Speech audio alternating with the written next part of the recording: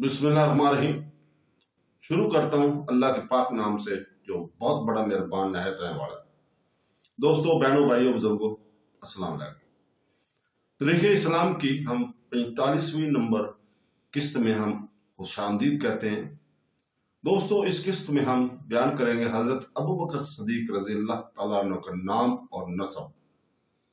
तो दोस्तों, आप सल्लल्लाहु अलैहि वसल्लम का नाम अब्दुल्ला बिन अबू कहाफा बिन आमर बिन अमरो बिन काब बिन साद बिन तमीम बिन मरा बिन काब बिन कवा बिन गालिब बिन कहद बिन मालिक बिन नसर बिन कनाना है। मरा पर आप हज़रत सल्लल्लाहु अलैहि वसल्लम से निस्ब पर मिल जाते हैं और बातबार मरातब अब आया एक ही दर्जा में हैं, क्योंकि दोनों में मराता 6 पिश्तों का फासला है। आपकी वालदा का नाम सलमा बिन सहर बिन काब बिन साद है। ये अबू कहाफा के चाचाजाद बहन थी और उम्मुल खैर के नाम से मशहूर थी। आपके वालिद अबू कहाफा रजी अल्लाह का नाम उस्मान है।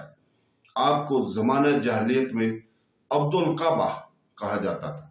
हज़रत सल्लल्लाहु अलैहि वसल्लम आपका नाम अब्दुल्ला रखा। आपका नाम अतीक भी था, मगर जलाल सयूती रज़ी अल्लाह ताला अन्हु तरीक़े अल-इख्तिलाफ में लिखते हैं कि जमहूर उलमा का इस पर इत्तफाक है कि अतीक आपका नाम ना था बल्कि लक़ब था, इसलिए कि हदीस शरीफ के मुआफ़िक़ तार और तार दोज़ख से अतीक या आज़ाद थे। बाज़ ने कहा कि हसन और जमाल के सबब आपका नाम अतीक मशहूर हुआ। बाज़ का कौल है कि चूँकि आपके निस्ब में कोई भी ऐसी बात नहीं हुई जो ऐब समझी जा सके, बस सिलसिला नस्ब के लिए ऐब होने की सबब आपका नाम अतीक मशहूर हुआ। तमाम उम्मत मोहम्मदी का इस पर इत्तफाक है कि आपका लक़ब सदीक है, क्योंकि आपने बेखौफ होकर हज़रत सल्लल्लाहु अलैहि वसल्लम की बिला तामल तस्दीक फरमाई और सिद्दीक़ को अपने ऊपर लाज़िम कर लिया। महराज के मतलब भी आप सल्लल्लाहु अलैहि वसल्लम ने कफ़ार के मुकाबले में साबित कदमी दिखलाई और हज़रत सल्लल्लाहु अलैहि वसल्लम के अक़वाल की तस्दीक फरमाई। आप सल्लल्लाहु अलैहि वसल्लम हज़रत सल्लल्लाहु अलैहि वसल्लम से 2 साल 2 महीने छोटे थे, लेकिन बाज़ लोगों ने कहा है कि आप हज़रत सल्लल्लाहु अलैहि वसल्लम से बड़े थे।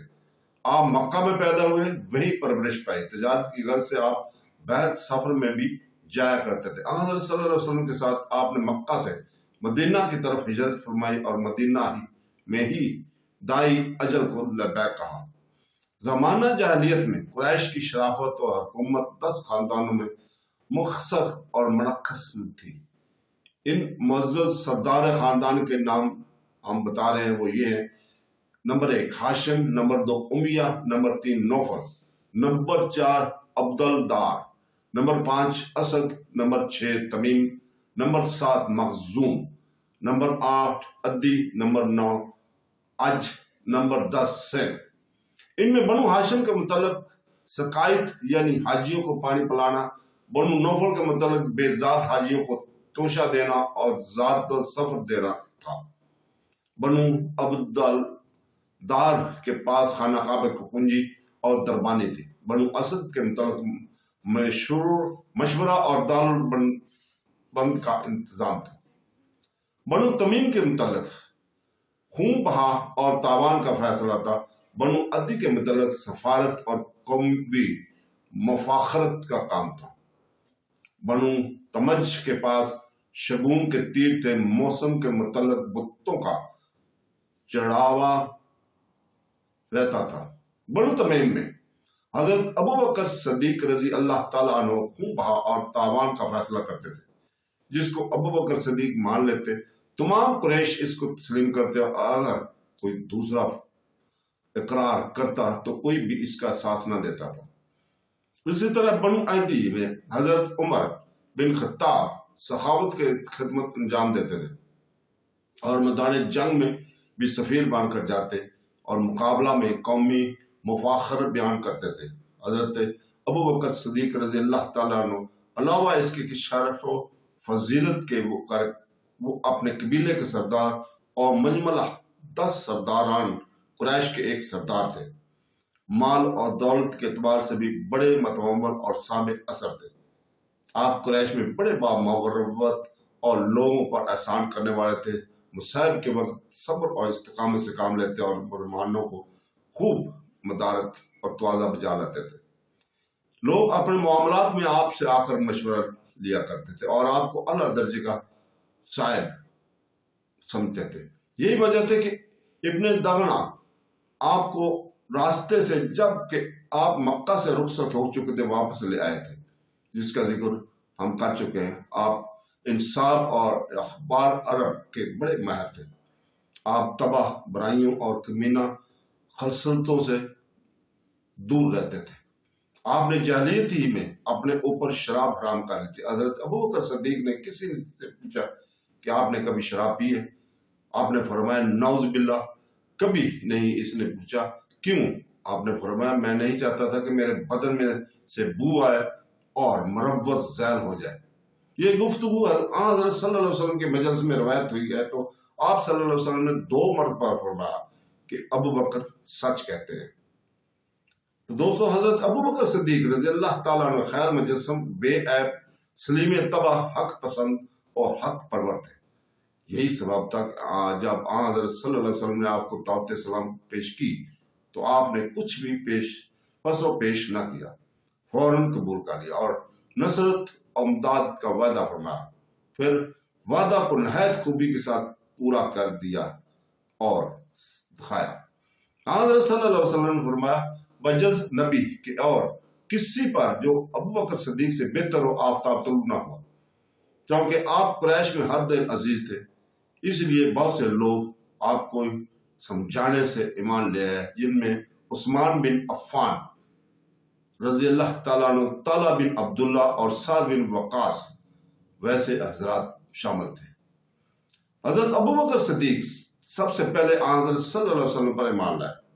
جس شخص نے سب سے پہلے حضرت صلی اللہ علیہ وسلم کے ساتھ نماز پڑھی وہ حضرت ابوبکر صدیق رضی اللہ تعالیٰ عنہ ہی تھے۔ میمون بن مہران سے کسی نے پوچھا کہ آپ کے نزدیک علی رضی اللہ تعالیٰ افضل ہیں یا ابوبکر صدیق رضی اللہ تعالیٰ؟ انہوں نے یہ سن کے سخت غصہ کیا اور فرمانے لگے مجھے یہ معلوم نہ تھا کہ میں ان دونوں میں موازنہ کیے جانے کے وقت تک زندہ رہوں گا۔ ارے یہ دونوں اسلام کے مظلہ سر کے تھے۔ مردوں میں سب سے پہلے حضرت ابوبکر صدیق رضی اللہ تعالیٰ عنہ ایمان لائے اور لڑکوں میں سب سے پہلے حضرت علی رضی اللہ تعالیٰ ایمان لائے۔ عورتوں میں سب سے پہلے حضرت خدیجہ الکبریٰ ایمان لائے تھے۔ علماء کا اس پر اتفاق ہے کہ حضرت صلی اللہ علیہ وسلم کی اجازت کے بغیر حضرت ابوبکر صدیق رضی اللہ تعالیٰ عنہ نے کبھی رسول پاک صلی اللہ علیہ وسلم کے ساتھ نہیں چھوڑا۔ آپ نے اپنے اہل و یال کو چھوڑ کر اللہ اور رسول کی محبت میں ہجرت کی، غار میں رسول پاک صلی اللہ علیہ وسلم کا ساتھ دیا، لڑائیوں میں آپ صلی اللہ علیہ وسلم کے ساتھ رہے۔